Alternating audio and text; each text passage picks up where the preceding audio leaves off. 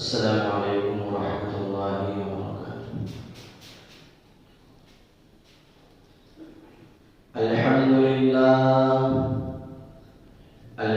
للہ نحمده ونستعینه ونستغفره ونؤمن به ونتوکل علیہ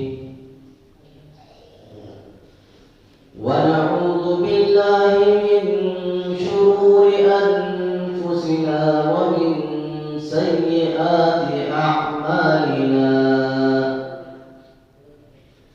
من يهده الله فلا مضل له ومن يضلله فلا هادي له ونشهد أن لا إله إلا الله وحده لا شريك له ونشهد أن سيدنا وسندنا وحبيبنا ومولانا محمدا عبده ورسوله أرسله الله تعالى بالحق بشيرا ونذيرا وداعيا إلى الله بإذنه وسراجا منيرا أما بعد فأعوذ بالله من الشيطان الرجيم بسم الله الرحمن الرحيم يا أيها الذين آمنوا إذا تداينتم بدين إلى أجل مسمى فاكتبوه صدق الله العظيم وصدق رسوله النبي الكريم ونحن على ذلك لمن الشاهدين والشاكرين والحمد لله رب العالمين۔ محترم و مکرم حضرات سامعین، حاضرین جمعہ، ملت اسلامیہ کے نونہال ساتھیوں، بزرگوں، دوستوں، معاشرت کا معنی ہوتا ہے کہ جس کے ذریعے سے ہمیں زندگی گزارنے کا طریقہ اور سلیقہ آ جائے۔ معاشرت کی خرابیوں میں سے، معاشرے کے اندر جو خرابیاں آ گئی ہیں، ان خرابیوں میں سے ایک خرابی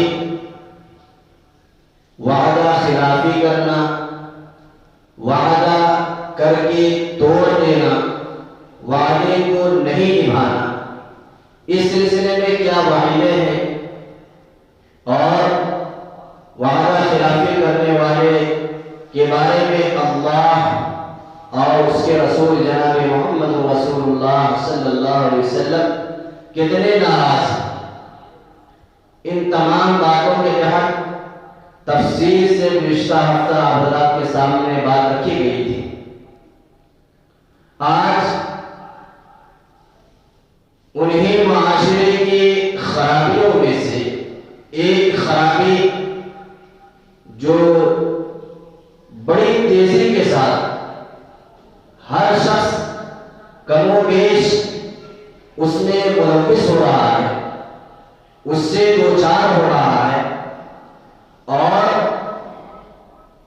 افسوس در افسوس اس بات پر ہے کہ اس خرابی کو، اس برائی کو گناہ نہیں سمجھا جا رہا۔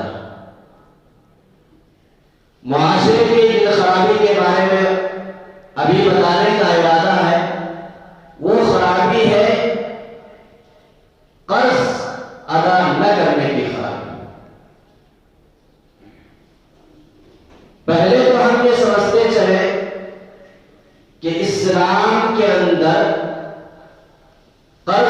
لینا، نمبر 2 قرض دینا، یہ اسلام اس کا حکم دیتا ہے یا نہیں؟ تو پہلے نمبر کی بات، قرض لینا انسانی ضروریات کے تحت اسلام نے، شریعت مطہرہ نے اس بات کی اجازت دی ہے، اسلام میں اس بات کی گنجائش ہے کہ انسان اپنی مجبوری کے وقت، اپنی پریشانی کے وقت، اپنی پریشانی دور کرنے کے لیے، اپنی حالات کو سدھارنے کے لیے قرض لے سکتا ہے۔ اسلام نے اس کی اجازت دی۔ خود جناب محمد رسول اللہ صلی اللہ علیہ وسلم نے قرض لیا، صحابہ نے قرض لیا، بڑے بڑے بزرگان دین اللہ والوں نے اس کام کو انجام دیا۔ ایک بات ہے قرض لینا ضرورت کے پیش نظر، لیکن اسلام نے تو اس کی اجازت دی کہ آپ ضرورت کے وقت اپنی ضرورت پوری کرنے کے لیے اگر آپ کو قرض لینے کی نوبت آ جائے تو قرض لے سکتے ہیں، اجازت ہے اسلام کے اندر۔ لیکن اس سے بڑا اور اہم مسئلہ ہے اس کی ادائیگی کا۔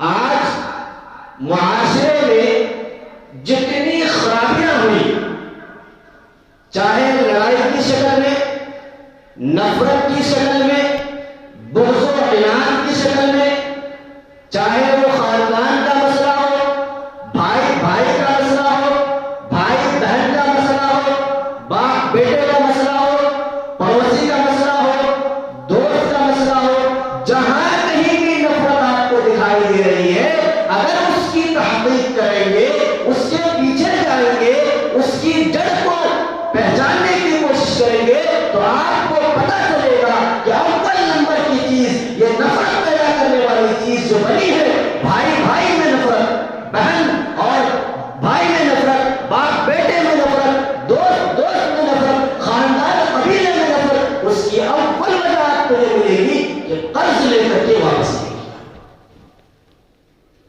یہ ہمارے معاشرے کا بہت بڑا المیہ ہے، افسوسناک بات ہے۔ اور قرض کو بڑی شان سے لے لیتے ہیں، بڑے فخر سے لے لیتے ہیں، بڑی بڑی باتیں بنا کر کے لے لیتے ہیں، لیکن جب ادائیگی کی بات آتی ہے، دینے کا مسئلہ ہوتا ہے، ادا کرنے کا مسئلہ آتا ہے، تو اس وقت انسان مکر جاتا ہے، اپنی بات پر قائم نہیں رہتا۔ قرآن مجید کے اندر اللہ تعالیٰ نے قرض کے سلسلے میں 3 ہدایت اور بہت ہی اہم ترین ہدایت دی۔ میں نے کہا ابھی کہ قرض لینا ضرورت کے پیش نظر اسلام میں جائز ہے، اور واقعات اگر کوئی شخص مجبور ہے، حالات سے دوچار ہے، پریشان ہے، تو صاحب ثروت جن کے پاس اللہ نے مال دی ہے، طاقت دی ہے، انہیں چاہیے کہ پریشان حال کی پریشانی دور کریں، دینا بھی چاہیے۔ لیکن افسوس کی بات یہ ہے کہ قرض تو لے لیا جاتا ہے، لیکن دینے میں بڑی کوتاہی کی جاتی ہے۔ کوتاہی نہیں بلکہ قرض دے کر کے جب قرض دینے والا قرض مانگنے کی بات کرتا ہے تو اس سے دشمنی بول لی جاتی ہے، ان سے نفرت کی جاتی ہے، بات چیت بند کر دیا جاتا ہے۔ اور آگے بات بڑھا کر کے اگر کہوں تو بہت سارے مسئلے آپ کو ایسے ملیں گے کہ قرض لے کر کے واپس نہیں کیا، بات اتنی بڑھی، یہاں تک بڑھی کہ ایک نے دوسرے کو قتل بھی کر دیا، ایک نے دوسرے کو مار بھی ڈالا، یہاں تک بات چلی گئی۔ قرض کے سلسلے میں اللہ تعالیٰ نے قرآن مجید کے اندر 3 ہدایت دی ہے. نمبر 1، جب تم کسی کو قرض دو تو اللہ نے کہا اِلَىٰ أَجَلٍ مُّسَمًّى یا أَيُّهَا الَّذِينَ آمَنُوا إِذَا تَدَايَنْتُمْ بِدَيْنٍ، جب تم قرض کے سلسلے میں آپسی معاملہ کرو تو اللہ نے کہا پہلے نمبر کی چیز کہ وقت متعین کرو، تاریخ فکس کرو، فلاں ڈیٹ میں، فلاں تاریخ میں، فلاں وقت میں آپ کو پیسہ واپس کر دیا جائے گا. نمبر 1 شرط. نمبر 2، فَاكْتُبُوا، اسے لکھ لیا کرو. اسے قرض دینے والے جس کو قرض دے رہا ہے اسی وقت لکھ لے پورا، فلاں صاحب کو اتنا قرض دیا گیا، فلاں ڈیٹ میں واپسی کی بات چیت ہوئی ہے. نمبر 2 شرط لگائی قرآن نے. نمبر 3، وَاسْتَشْهِدُوا شَهِيدَيْنِ مِن رِجَالِكُمْ. تیسرے نمبر کی شرط اللہ نے کہا کہ پہلے ڈیٹ فکس کرو، نمبر 2 اسے لکھ لو، نمبر 3 2 سامنے والے کو گواہ بھی بنا لو تاکہ کل کے دن مکر نہ جائے، کل کے دن اپنی بات سے پھر نہ جائے. کہیں ایسا نہ ہو کہ تم جو ہے اپنے حلال پیسے، محنت کی کمائی سامنے والے کو ہیلپ کرنے کی غرض سے، مدد کرنے کی غرض سے، اس کی پریشانی دور کرنے کی غرض سے تم اسے دو اور آگے چل کر کے وہ اپنی بات سے مکر جائے. اور آج کے دور میں عموماً یہی ہو رہا ہے. ہم نے کتاب پڑھی، ابھی کتاب پڑھنے کے بعد پتا چلا کہ 80% لوگ ایسے ہیں جو قرض میں پھنسے ہوئے، قرض میں مبتلا ہیں اور انہیں اس بات کا کوئی غم نہیں، کوئی فکر نہیں، کوئی توجہ نہیں کہ ہمیں کسی کا قرض دینا ہے، ہمارے اوپر کسی کا قرض ہے، کسی کا بوجھ ہے، ہم نے کسی کا پیسہ لیا ہے. انہیں اس بات سے کوئی سروکار نہیں. جبکہ ہمارے بزرگان دین، اولیاء کرام، صحابہ اور خود جناب محمد رسول اللہ صلی اللہ علیہ وسلم کی حالات زندگی کا جائزہ لیتے ہیں تو پتہ چلتا ہے کہ اللہ کے رسول صلی اللہ علیہ وسلم جب قرض لیتے تھے تو جب تک قرض ادا نہیں کر دیتے راتوں کو نیند نہیں آتی تھی، فکر مند ہو جاتے تھے کہ کب ہم قرض ادا کریں گے، کب ہم اس بوجھ سے آزاد ہو جائیں گے. تو پہلی چیز اسلام نے قرض دینے کی اجازت تو دی لیکن شرط لگائی. نمبر 1 ڈیٹ فکس کرو، نمبر 2 اسے لکھ لو اور نمبر 3 کسی 2 لوگوں کو گواہ بنا لو تاکہ کل کے دن یہ مکر نہ جائے، اپنی بات سے پھر نہ جائے. یہاں تک تو ٹھیک ہے قرض داروں کے لیے، ہمارے یہاں الحمدللہ یہ کام ہوتے کافی حد تک ہو رہا ہے. ڈیٹ بھی فکس کیا جاتا ہے، اسے لکھ بھی دیا جاتا ہے ایگریمنٹ کے طور پہ، گواہ بھی بنا لیے جاتے ہیں. لیکن قرض لینے والا اتنا جری ہوتا ہے، آخرت سے اتنا بے پرواہ ہوتا ہے کہ ان تمام چیزوں کی وہ دھجیاں اڑا دیتا ہے. ان کے پاس نہ تو ڈیٹ کا کوئی ویلو ہے، نہ اس تحریر کا کوئی ویلو ہے اور نہ کوئی گواہ کی ویلو، کسی چیز کی فکر نہیں ہے. تاریخ پڑھیے، شریعت مطہرہ کو کھنگالئے، حدیث آپ کو بتائے گی، اللہ کا کلام بتائے گا کہ یہ کتنا بڑا گناہ ہے، اس کی سزا کتنی بڑی ہے.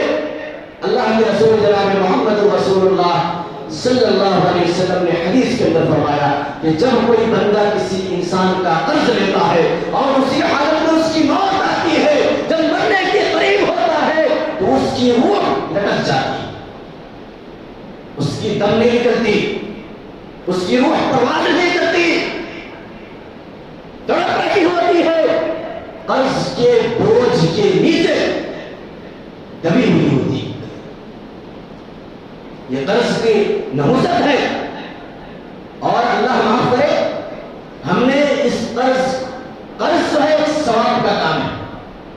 اللہ کے رسول جناب محمد رسول اللہ صلی اللہ علیہ وسلم نے فرمایا کہ اگر کوئی آدمی کسی کو قرض دیا ضرورت پوری کرنے کے لیے، تو جب تک وہ واپس نہیں کرتا ہے اس وقت تک ہر دن، مثلا ہم نے کسی کو 50,000 روپے قرض دی، تو روزانہ اللہ تعالیٰ اس 50,000 روپے صدقہ کرنے کے بغیر اس کے نامہ اعمال میں نیکی لکھتے ہیں۔ آج ہم نے قرض کو اتنا گندا بنا دیا، یہ پاک عبادت تھی، قرض دینا، مدد کرنا اسلام کا اور شریعت کا ایک رکن تھا، ایک حصہ تھا۔ ہم نے اس کو اتنا گندا بنا دیا کہ آج لوگ قرض دینے سے بھی ڈرتے ہیں، اس نیک کام میں حصہ لینے سے بھی ڈرنے لگے کہ پتہ نہیں قرض دوں گا تو واپسی ہوگی یا نہیں ہوگی۔ ہم نے اس عبادت کو اتنا گندا بنا دیا، اتنا گندا بنا دیا کہ آج کوئی قرض دینے کے لیے تیار نہیں۔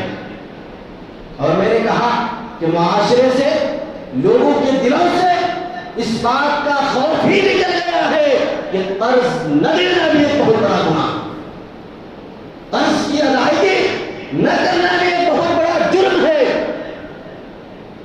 میں حدیث سے ثابت کروں گا آپ کو، جناب محمد رسول اللہ صلی اللہ علیہ وسلم نے حدیث کے اندر فرمایا کہ ایک آدمی قیامت کے دن بہت ساری نمازیں لے کر کے آئے گا، نمازوں کے انبار ہوں گے، صدقہ کے انبار ہوں گے، روزے کے انبار ہوں گے، نوافل لے کر کے آئے گا، تہجد گزار ہوگا، نماز کا پابند ہوگا، تلاوت قرآن جو ہے ہر وقت کرتا ہوا ہوگا، نیکیوں کا انبار لے کر کے آئے گا، لیکن نیکیوں کے انبار کے ساتھ ساتھ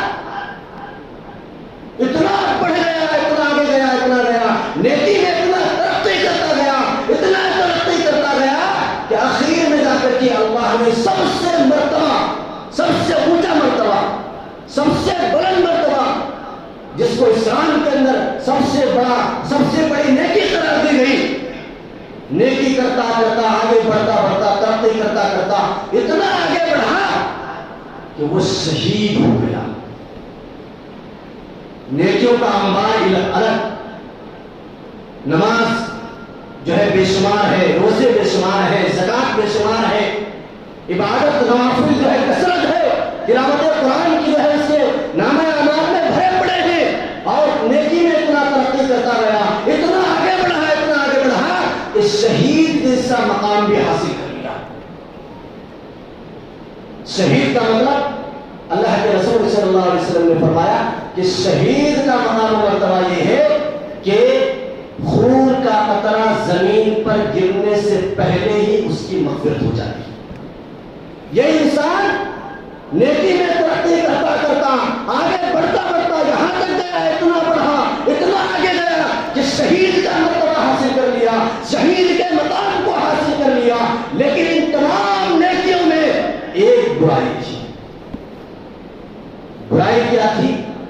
اس کے ذمے قرض تھی۔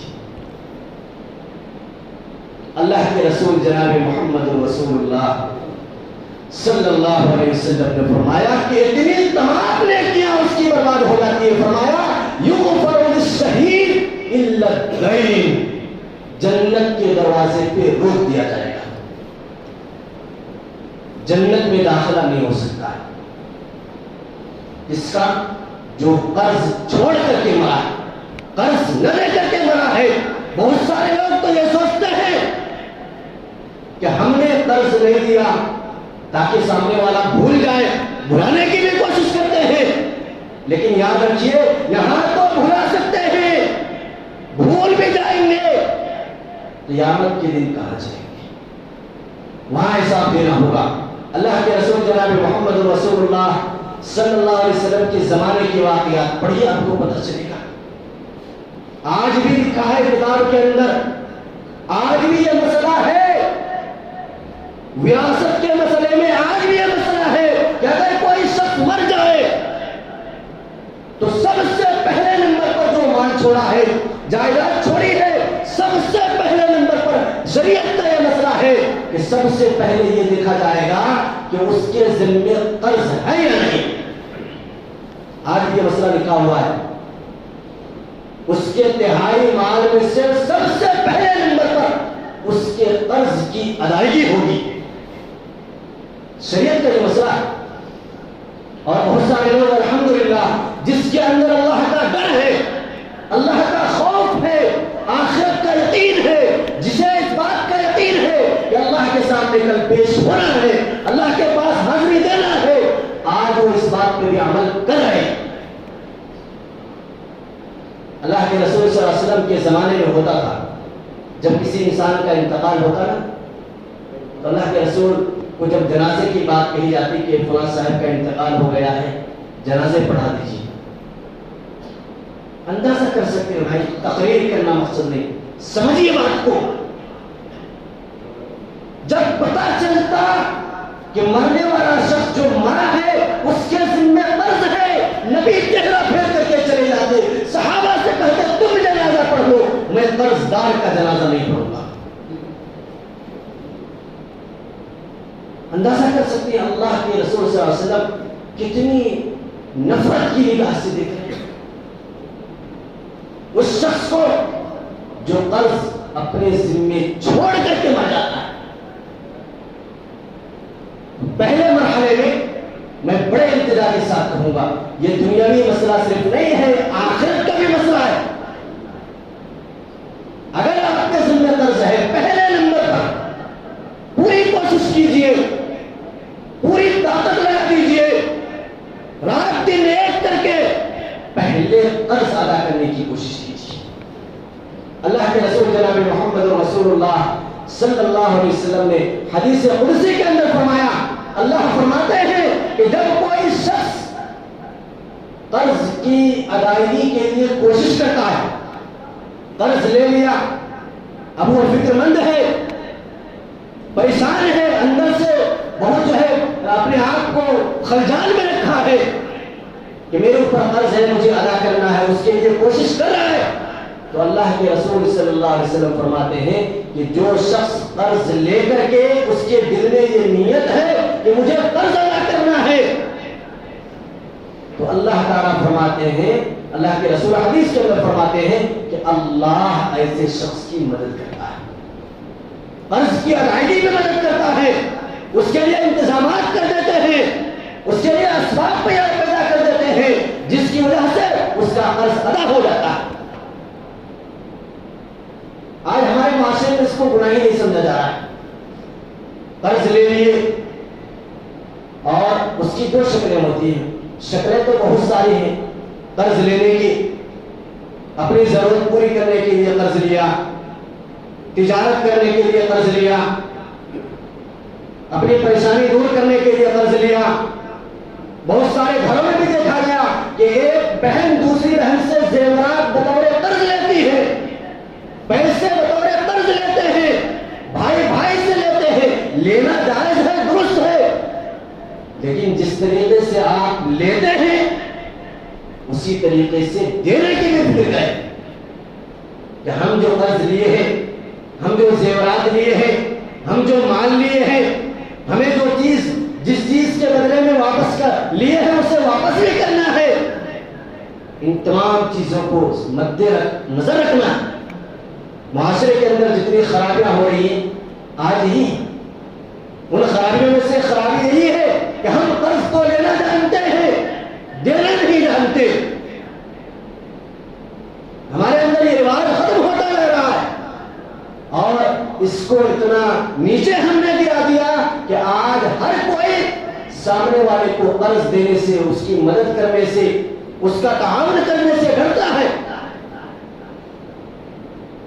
تو میرے بھائی، سمجھنے والی بات اور اہم ترین بات یہ ہے کہ قرض اگر ہمارے ذمے ہے، پہلی فرصت میں اسے ادا کریں، پہلی فرصت میں اسے دینے کی کوشش کریں۔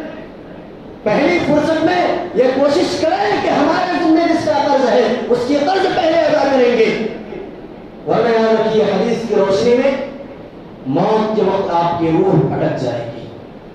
مرنے کے بعد آپ کے جتنے بھی نیک اعمال ہو، جتنی بھی نیکیاں ہو، تمام نیکیوں پر یہ ایک برائی، یہ ایک غلط کام بھاری پڑ جائے گا، آپ کا داخلہ بند کر دیا جائے گا جنت میں۔ یہ اتنی خطرناک چیز ہے تو اس سے بچنے کی کوشش کریں۔ یہ ہمارے لیے بہت فائدے کی چیز ہے کہ ہم جو ہے بالکل پاک و صاف رہے، تیار رہے اور شکر ادا کرے کہ اللہ کا شکر ہے ہمارے ذمہ کسی کا قرض نہیں۔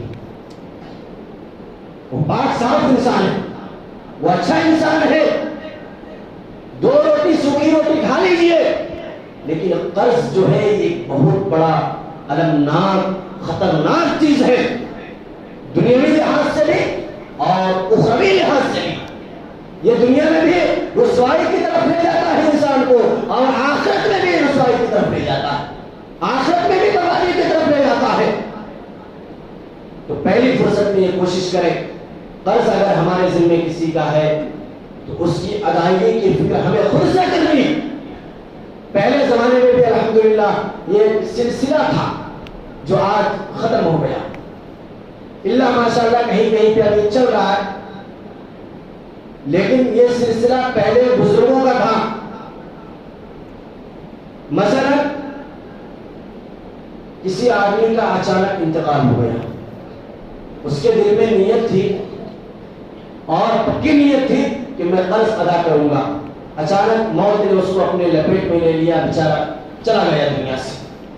تو اس زمانے کے اندر آج بھی کہیں کہیں ہو رہا ہے، ہمارے علاقے میں اگرچہ محفوظ ہو گیا ہے، یہ سلسلہ ختم ہو گیا ہے، اس بات کو ہم نے چھوڑ دیا ہے، لیکن آج بھی کہیں کہیں پر ہو رہا ہے۔ اور اس زمانے میں ہر وقت ہوتا تھا کہ جب کوئی شخص اس طریقے کا مر جاتا، باپ مر جاتا تو بیٹا باپ کے جنازے کے سامنے کھڑا ہوتا اور تمام لوگوں سے مخاطب ہو کر کے کہتا کہ بھائیو، یہ میرا والد ہے، یہ میرا باپ ہے، اچانک انتقال ہو گیا، یہ کچھ نہیں کہا ہمیں، اگر انہوں نے کسی سے قرض لے رکھا ہے تو آپ میرے پاس آ کر کے، میں ان کا ضامن بنتا ہوں، میرے پاس آ کر کے قرض لے سکتے ہیں۔ بیٹا اعلان کرتا ہے باپ کے جنازے کے سامنے اور ان کا ضامن بنتا ہے۔ لیکن آج یہ سلسلہ ختم ہو گیا۔ ختم کیوں ہو گیا؟ کہ آج ہر کوئی شخص جو ہے ہزاروں میں نہیں بلکہ لاکھوں میں قرض کے اندر ڈوبا ہوا ہے۔ بیٹا بھی سوچنے پر مجبور ہے کہ اگر باپ کا ضامن میں بنا کہاں سے لے کر کے آؤں گا اتنا؟ یہ لاکھوں کا مسئلہ ہے، کہاں سے میں بھرپائی کروں گا؟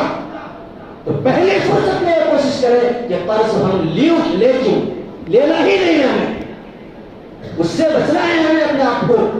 اور اگر ضرورت پڑ جائے، سخت ضرورت پڑ جائے تو لینے کے بعد پہلے نمبر پر اس کی ادائیگی کی فکر کریں۔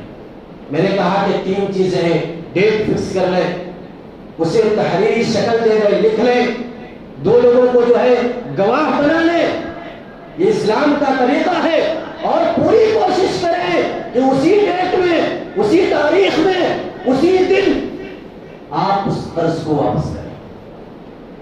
اس سے جو ہے محبتیں بڑھے گی۔ اگر ہم نے قرض دینے میں کوتاہی کی اور آج کوتاہی ہو رہی ہے، 80% لوگ قرض میں مبتلا ہیں، اس بیماری میں مبتلا ہیں اور انہیں اس بات کا احساس نہیں، بے فکر ہیں۔ یہ بہت بڑی ناکامی کی بات ہوگی ہمارے لیے کہ ہمارے ذمے کوئی قرض ہو اور ہم دنیا سے چلے جائیں۔ بالکل قرض سے بالکل پاک و صاف ہو کر کے دنیا سے جانا، یہ دل میں نیت کریں اور آج ہی کریں، اور آج سے کوشش کریں کہ ہمارے ذمے اگر قرض ہے تو اس کو انشاءاللہ سب سے پہلی فرصت میں اسے قرض کی ادائیگی کریں گے۔ میں نے ابھی حدیث سنائی کہ جس بندے کے دل میں یہ بات آ جائے کہ مجھے قرض ادا کرنا ہے تو اللہ کے رسول صلی اللہ علیہ وسلم نے فرمایا کہ اللہ تعالیٰ اس کی نیت کی وجہ سے اللہ اس کی مدد کرتا ہے. اللہ جو ہے اس کے لیے اسباب پیدا کر دیتا ہے. اور خود حدیث کے اندر بے شمار آپ کو دعائیں مل جائیں گی. ابھی وقت نہیں ہے کہ میں آپ کو بتاتا، واقعات پڑھ کر کے سناتا. اللہ کے رسول صلی اللہ علیہ وسلم کے زمانے کے واقعات. ایک صحابی آئے اور آ کر کے کہا اللہ کے رسول میں قرض میں ڈوب گیا ہوں، کیا کروں؟ اللہ کے رسول جناب محمد رسول اللہ صلی اللہ علیہ وسلم نے فرمایا کہ واقعی تم پر قرض ہے؟ کہا ہاں بہت زیادہ قرض ہے، میں قرض کے بوجھ تلے جو ہے بالکل دب گیا ہوں، پریشان رہتا ہوں، نہ دل میں سکون ملتا ہے نہ رات میں سو پاتا ہوں، ہر وقت پریشان رہتا ہوں کہ کروں تو کروں کیا؟ اللہ کے رسول جناب محمد رسول اللہ صلی اللہ علیہ وسلم نے فرمایا کہ کیا میں تمہیں ایسی چیز نہ بتاؤں، ایسی دعا نہ بتاؤں جس دعا کا تم اہتمام کرو تو قرض سے نجات پالو؟ اس صحابی نے کہا ضرور بتائیے.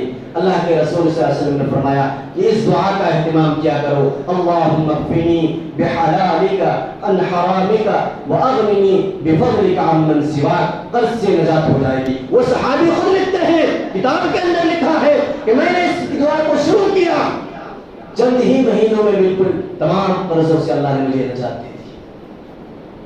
بہت بڑے مالدار ہو گئے ہو.